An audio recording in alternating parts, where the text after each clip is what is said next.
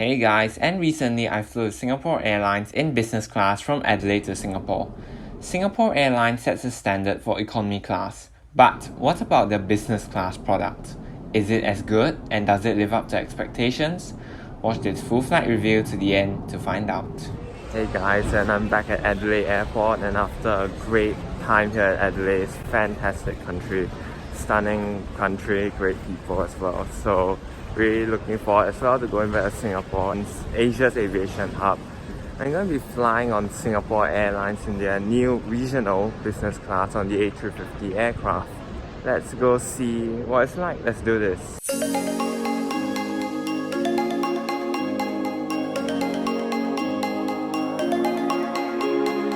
Adelaide International Airport is a very interesting airport.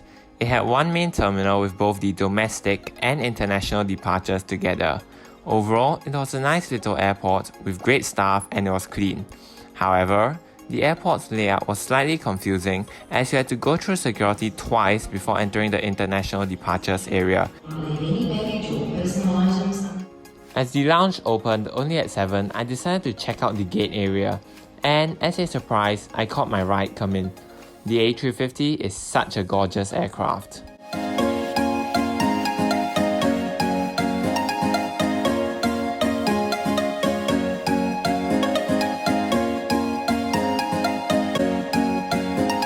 Soon, as I was getting hungry, I headed to the Adelaide lounge for some breakfast.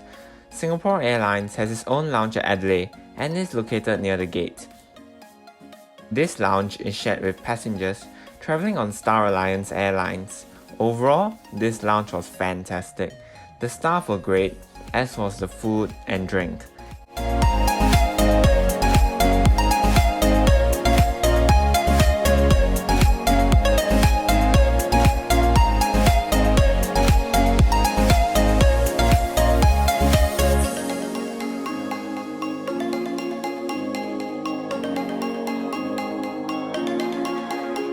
However, it seemed quite dark with no windows.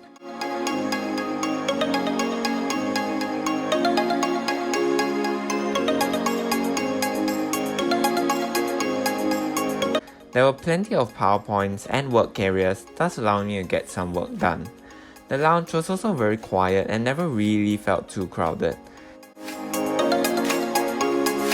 The shower facilities were slightly small, but were still decent. The only thing was that lounge members had to use the Adelaide Airport free Wi-Fi as there was no dedicated network for the lounge. Still, it was good enough for me to check out my Instagram. By the way, if you have not done so, do follow me on Instagram at aviationflyer350 for the latest channel activities and some great aircraft shots by clicking the link in the description below. All in all, this was a pretty solid lounge for small airports like Adelaide. It's time to fly, let's go!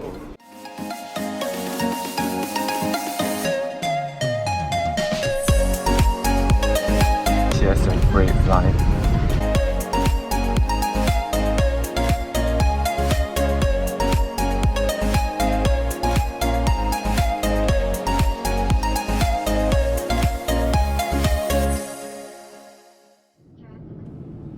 Right, so now that we're in the air, let's start with a look at the seats.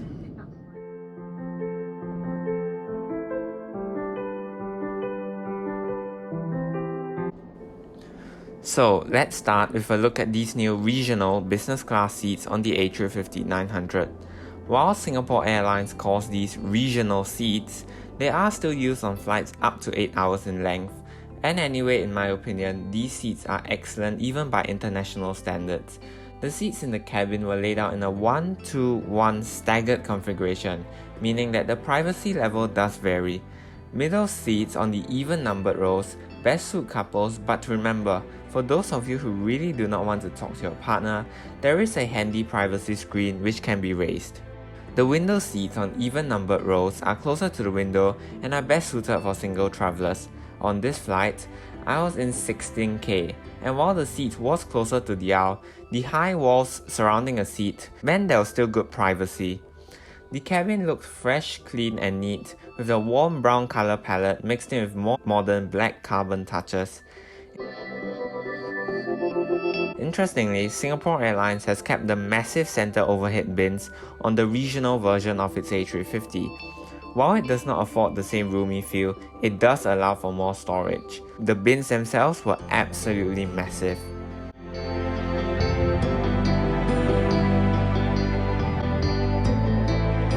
The seats themselves were fantastic, comfortable and well designed, everything you need for a good business class seat. The seats are also lined with Alcantara, which helps to keep noise levels down, especially when sleeping. They were comfortable, but I did feel that the padding was very soft and the seat was most comfortable in a reclined position. There was also no separate footrest.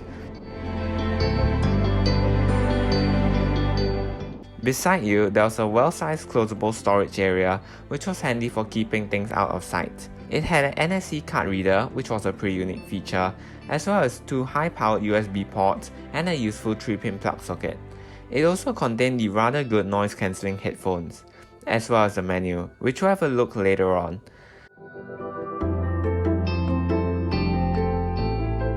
There was also a handy shelf to put items, as well as of course your choice of drink.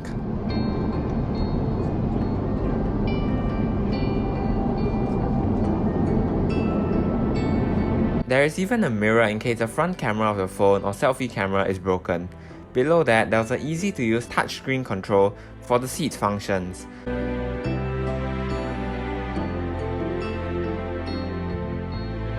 The remote was under that panel, though as you could see, mine had a few issues.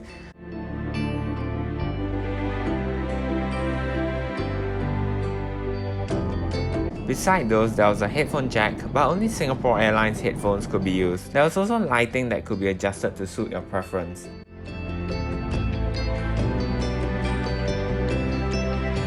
The armrests were also adjustable to increase width in bed mode. Another thing worth noting was that Singapore Airlines does use a 3-point seatbelt for these new seats. Behind the seats in front, there was a coat hook as well as a pocket which contained the literature pack. It is worth noting that the curved design of the pocket and seat meant that only laptops of up to 13 inches in size could fit. In front of you, there was a large TV screen. The tray table slides out from beneath the seat in front and was large enough for work, though it was not the most stable for typing. One good thing about the aisle seats was that you could still get out of your seat while the tray table was in use, something that was not really possible with the window seats, as those seats had very narrow access.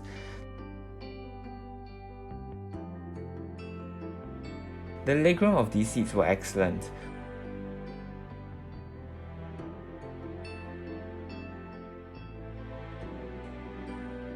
While some have complained though that these seats are slightly narrow, in my opinion, unless you're a giant, these seats are easily wide enough and actually wider than many other international seats on other carriers.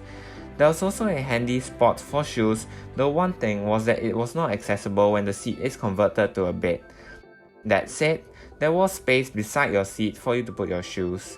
At your seat, there was a comfy blanket and pillow. Overall, while these seats lack fancy features like sliding doors or a massage functions that other airlines do offer, they are still excellent and great even for way longer flights.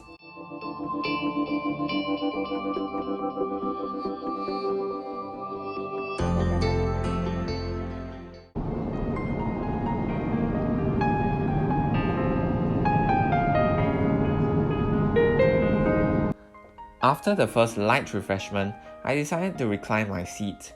The seat controls were easy to use, and they even dimmed after a while to ensure that it does not get in the way of a good rest. Then, I decided to try out the lie flat bed feature that Singapore Airlines promotes heavily on these seats. Overall, the bed was very comfortable for a good rest. It was long enough, and the foot space, while slightly narrow, was tall enough and not the worst.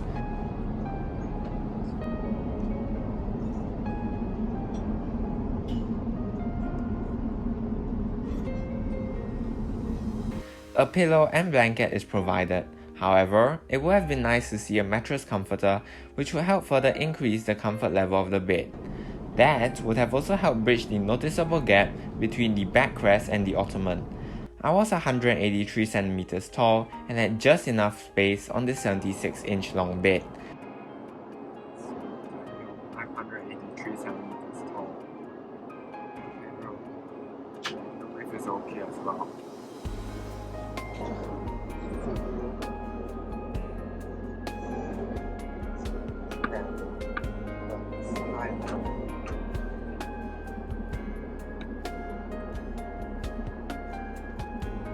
In my opinion, this regional seat is better, mainly because the international seats had a weird twist at the end of the bed, and the footroom on that seat is very small. Overall though, this is still a pretty decent bed, though a mattress comforter would be nice to see.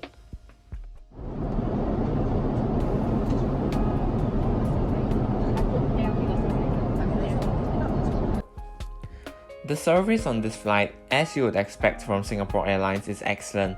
The crew were very friendly and had no issues with me filming. Service started with a welcome drink as well as a hot towel. Once up in the air, a drink from the bar was served. I went for a non-alcoholic apple bliss, which hit the spot. And much to my delight, it was served with warm nuts.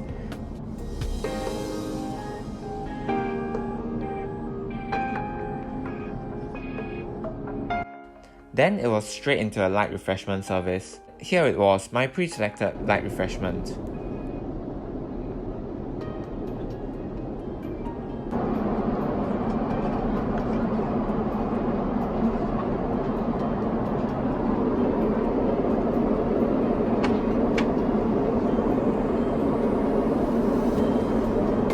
Not bad, pretty good. Closer to landing, a full lunch service was conducted. Here's a closer look at the menu. Obviously, do feel free to skip ahead.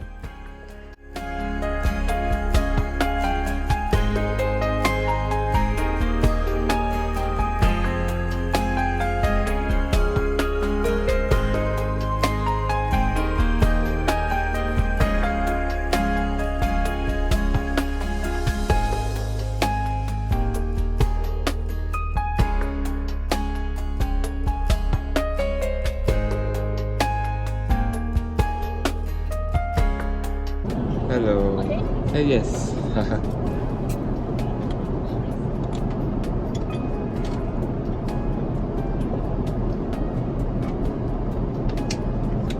Thank you. I started with a salmon salad, which was pretty tasty. Can I have the garlic bread? Thank you so much. And followed it with a garlic bread, which was slightly hard but overall pretty tasty as well. For the main course, I used Singapore Airlines' excellent Book the Cook service, which allowed you to pre-select the meal before the flight. I went with a stunning lobster thermidor. Here's a look at the meal in greater detail.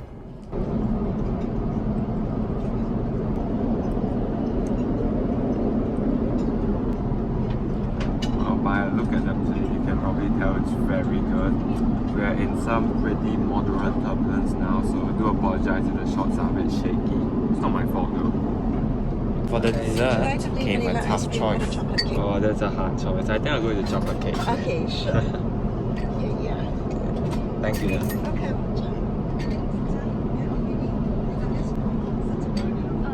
Oh, I picked the right choice. But you can't go wrong with either, having said that. So, chocolate cake. Yeah, I didn't pick the wrong choice. There's no wrong choice. Well, by a look at the plate, you could tell I absolutely loved the chocolate cake. It was fantastic.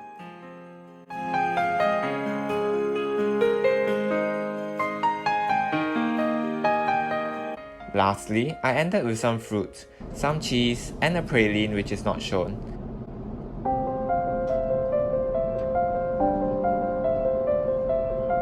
Before landing, I had a lovely peppermint tea to end things off. One thing was that Singapore Airlines does not offer on-demand dining that say Qatar does, and the meals were not up to the same standard either. Also, while eye masks, socks and slippers were provided, there were no amenity kits. Singapore Airlines does have some in the toilet, which you'll see later, and they are introducing amenity kits on longer flights, but with a flight time of nearly 7 hours, in my opinion, they should have been provided even on this flight. Overall, the meals were tasty, and while there were no amenity kits and other luxury touches, the fantastic crew on all my flights does make up for it. On this flight, it just so happened to be near my father's birthday, and I had mentioned it to Singapore Airlines via email. The crew surprised us with a cake and some drink to go along. It was absolutely stunning. Thanks to all the great crew for the nice touch.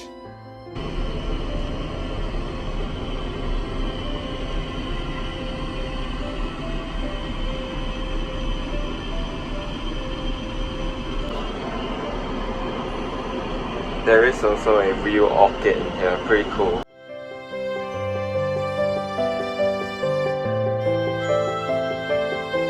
Going back to my seat, as ever.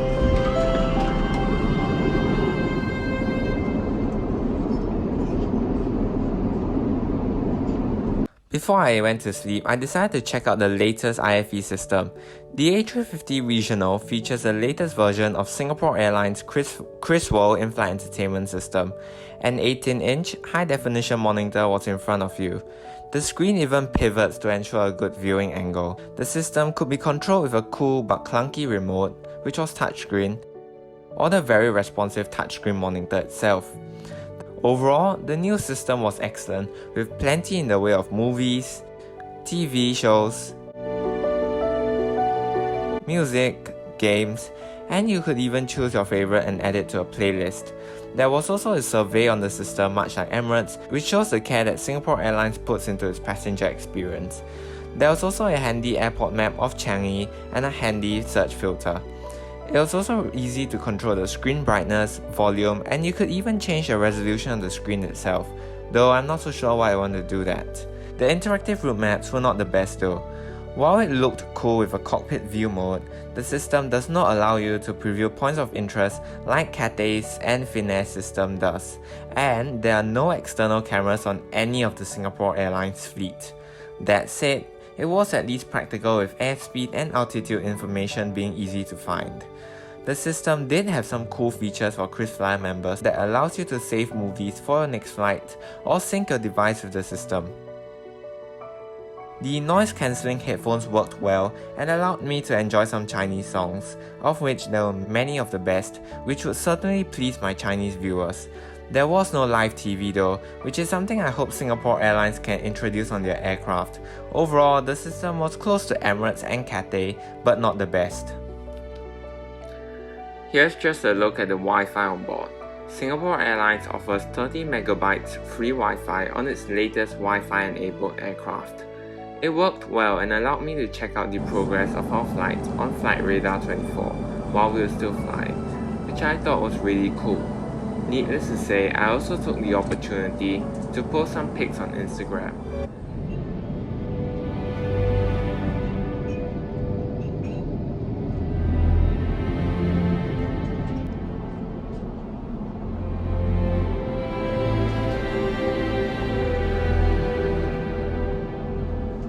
If I said it once, I said it a million times. The A350 is a great aircraft to fly on with its larger windows, higher ceilings and more moist air.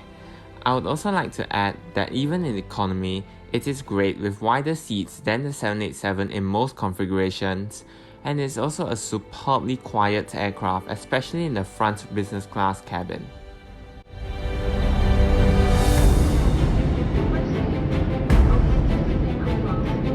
So, what is the aviation flyer's verdict? Should you avoid it? Should you consider it? Should you shortlist it? Or should you just go right ahead and fly Singapore Airlines business?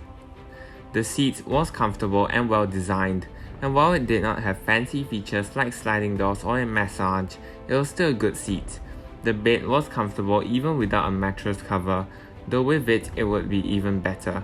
The IFE was decent with some unique features, but was not the best compared to Emirates Ice. The meals on board were very tasty, but not too amazing for business class. I would also like to add that fares on Singapore business are always steeper than competition. All this being said, what really sets Singapore Airlines apart is the crew and onboard service. The crew on board all of my Singapore Airlines flights were excellent and made my holiday break such a memorable one. Overall though, while Singapore Airlines does not set new standards for business class, the combination of a good hard product and excellent customer service makes Singapore Airlines a great way to fly, and thus it should certainly be on your shortlist. As I said many times, Singapore Airlines sets the standard for economy, and while their business class is not groundbreaking and does not set new standards, it is certainly a comfortable and great way to fly.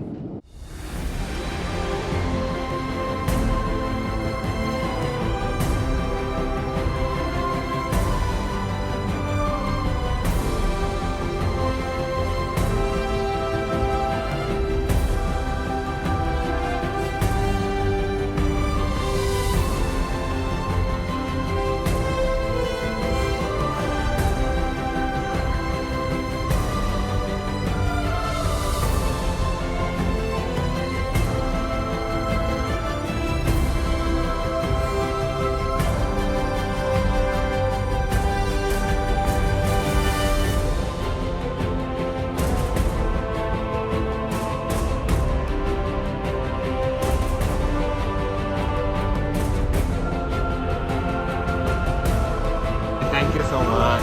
Thank you. Thank you.